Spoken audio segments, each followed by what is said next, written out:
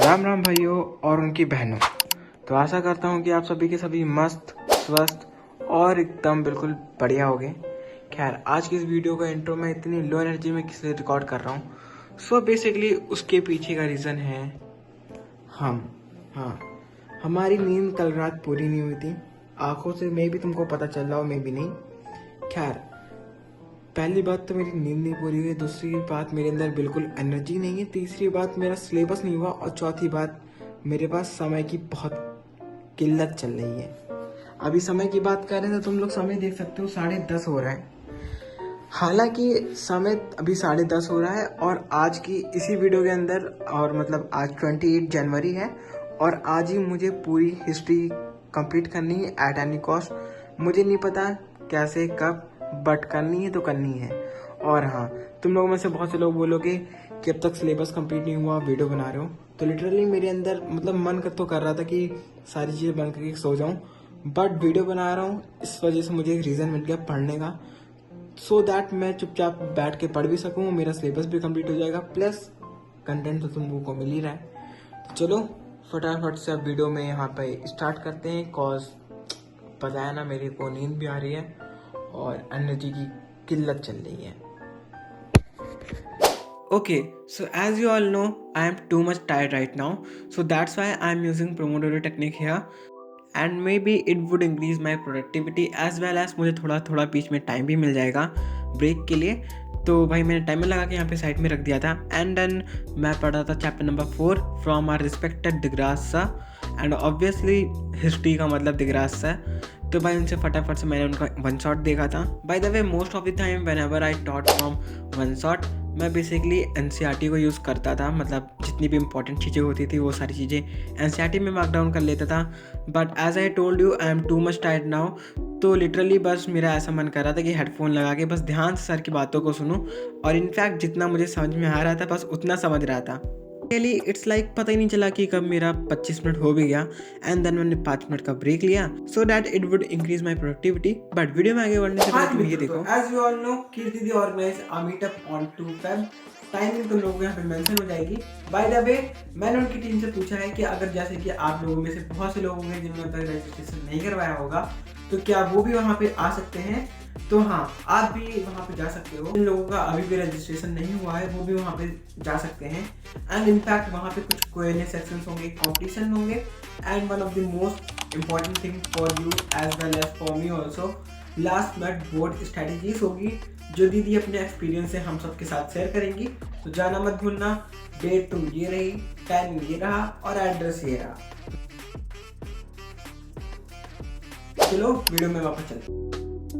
Okay, so back to my video. After taking 5 minute break I am like कि चलो वापस बैठ के पढ़ते हैं। वैसे भी I don't have that much time कि उसको वेस्ट करूं बैठकर। तो फटाफट से मैंने यहाँ पे चैप्टर नंबर 4 का वही वाला वन शॉट लगा के वापस से देखने लगा, and literally it's like nostalgia for me, because मैंने फर्स्ट रिपोर्ट के टाइम सर से पढ़ा था एंड तब काफ़ी अच्छे से पढ़ा था, सो दैट्स वाई मेरे को थोड़ी थोड़ी चीज़ें वापस याद आ रही थी। बाय द वे, मैंने बीच में रिविज़न नहीं किया था और दैट्स वाई मुझे कुछ भी नहीं आता था। बट हाँ, अब थोड़ा थोड़ा लग रहा था कि हाँ ट्रैक पे आ रहा हूँ। और इवन मैं कितना पानी में हूँ इसको जज करने के लिए मैंने यहाँ पे दिगराज सर का वन शॉट लगा लिया था, जिसमें दिगराज सर ने I think more than 70 questions तो कराए होंगे।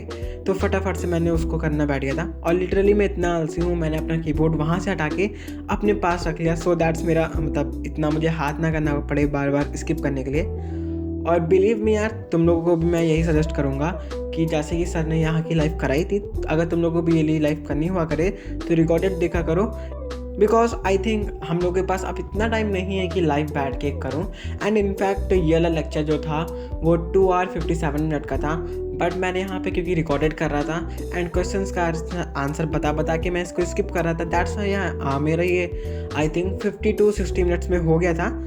तो अब तुम खुद ही देख लो कहाँ पे 3 घंटे और कहाँ पे 50-60 मिनट। तो अब चॉइस इज़ योर, क्योंकि मैं क्या ही कर सकता हूँ। बाय द वे, मेरा सजेशन यही था कि तुम लोग ये सारी चीज़ें रिकॉर्डेड देखा करो। इनफैक्ट जब तुम रिकॉर्डेड देख रहे हो तो तुम्हारा काफ़ी ज़्यादा टाइम सेव होता है, दैट्स वाई। बाकी तो आपकी मर्जी। खैर, अभी यहाँ पे सर ने ये 40 क्वेश्चन कराए थे। हाँ, ये 40वां क्वेश्चन था और अब तक मेरे केवल 2 गलत थे, जो कि भाई काफ़ी ज़्यादा अंदर से अच्छा लग रहा था कि हाँ अभी 40 में से केवल 2 ही गलत हुए हैं, और वो 2 भी गलत किस लिए हुए थे, क्योंकि मैंने अगेन रिवीजन नहीं किया था, और मैंने जिस्पी मजीनी एंड जिस्पी गारबाल्डी में मतलब थोड़ा सा कंफ्यूज हो गया था, और क्योंकि जिस्पी गारबाल्डी जो थे वो इटली के चांसलर, मतलब चांसलर नहीं कुछ तो थे वो, आई मीन इटालियन यूनिफिकेशन में उनका रोल था, और मैंने वहाँ पे उनको जर्मन यूनिफिकेशन में डाल दिया था। सो दैट्स वाई मेरा एक क्वेश्चन वहाँ पे गलत हुआ था और एक क्वेश्चन मेरा नेशनलिज्म में गलत हो गया था। बट फिर मैं वापस बैठ गया था पढ़ने, और फिर उसके बाद करते धीरे धीरे सारे क्वेश्चन अटेम्प्ट कर रहा था, और इनफैक्ट आगे चल के मेरे काफ़ी ज़्यादा क्वेश्चन गलत भी हुए, काफ़ी ज़्यादा सही भी हुए। बट इतना तो मुझे पता चल गया था कि चैप्टर नंबर 1 MCQs, मतलब लॉन्ग आंसर का तो पता नहीं, बट MCQs में मैं काफ़ी ज़्यादा सही हूँ।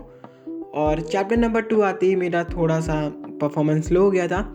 लो इनफैक्ट तुम ये समझो केवल मेरे उसमें से चैप्टर नंबर 2 में से भी मेरे 3 ही गलत थे, और फिर उसके बाद चैप्टर नंबर 3 जो 3 ही मार्क्स का आएगा तुम लोगों को, प्री मॉडर्न वर्ल्ड वाला, and after that chapter number 4 जो कि काफ़ी अच्छा सही के चला गया था मेरा। और फिर क्या था, मतलब हाँ थोड़ा बहुत तो कॉन्फिडेंस मेरे अंदर बिल्ड हो ही गया था, बट फिर भी मुझे रिवीजन करना था।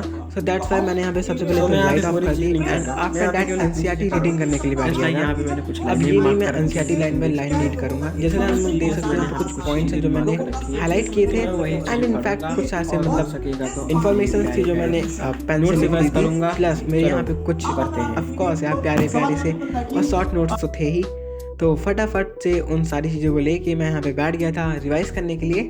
और अभी मैं रिवाइज़ कर रहा था चैप्टर नंबर 1।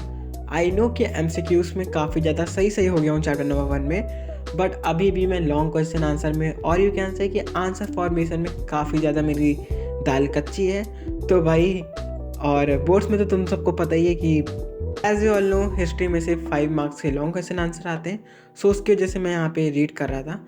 खैर chapter number 2 nationalism in India, मतलब मेरे ऑफकोर्स उसके भी मैंने नोट्स बना रखे थे, बट उसके केवल नोट्स रीड करने से पहले मैंने सोचा क्यों ना यहाँ पे वन शॉट देख लिया जाए दिगराज सर का, क्योंकि मैंने अगेन ये वाला चैप्टर भी दिगराज सर से पढ़ा था। सो आई थिंक मैं एक लेक्चर को जितनी ज़्यादा बार देख सकूँ इतनी, मतलब वो उतना ही अच्छा रहेगा मेरे लिए, बिकॉज उतनी सारी चीज़ें मुझे ज़्यादा रिमेंबर रहेंगी। तो फटाफट से मैंने दिगराज सर का वन शॉट लगाया और उसे ताड़ने के लिए बैठ गया था।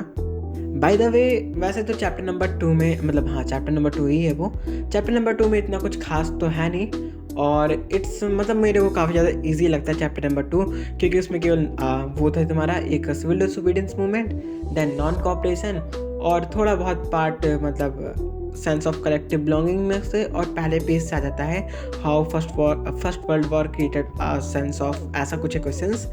तो बस गिने चुने तुम्हारे 5 से 6 क्वेश्चंस आते हैं, तो तुम भी उससे प्रिपेयर कर लो, और क्या भाई कॉन्फिडेंस बिल्ड करो। आई मीन वैसे भी आज 29 जनवरी तो हो ही गया है, कि 3 दिन बाकी हैं मात्र हम लोगों के लिए।